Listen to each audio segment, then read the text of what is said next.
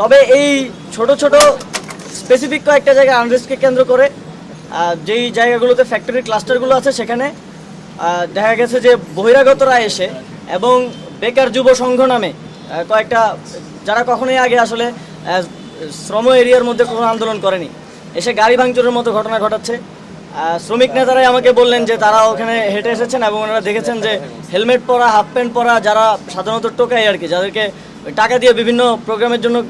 করা হয়, ভাড়া করা হয়, তাদেরকে সেখানে দেখা গেছে।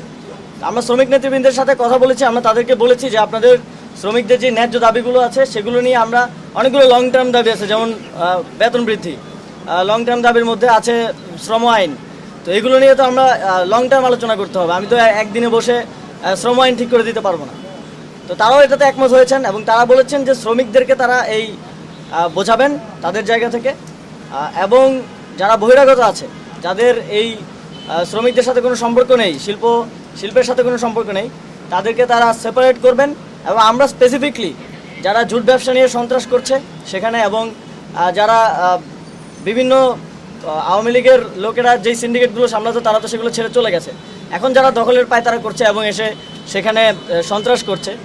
তাদেরকে, এবং যারা বহিরাগত আছে তাদের বিরুদ্ধে সরকার কঠোর ব্যবস্থা নেবে, এটা গতকালকে আমরা বলেছি। এবং